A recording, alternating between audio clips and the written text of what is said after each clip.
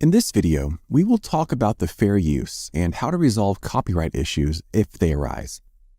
You can use other people's content to create your videos, but it has to be done in a certain way. I will put the link to the YouTube Fair Use Policy page so you can review it as well. But let's break it down and see what it means. So you can't just take a video from someone else and post it on your channel and that's it. That will get you a copyright strike. And at 3 strikes on your channel, YouTube will take the channel down. Not to mention, you won't get it monetized. To avoid this, you can use small portions from other people's videos, like 5 to 10 second clips. Write your script and add your voiceover, and that's it. The video is transformed, and that goes under fair use.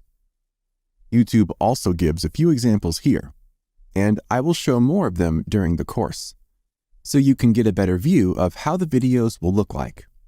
Again, make sure to follow this policy, as even if you get monetized and you get a copyright strike, all those funds can go to the creator and not you. Another option would be to buy stock videos or images to use in your video, and I will share some websites from where you can get that later on.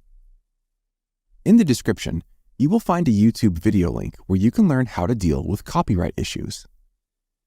In the next video, we will see how to find a niche that actually works.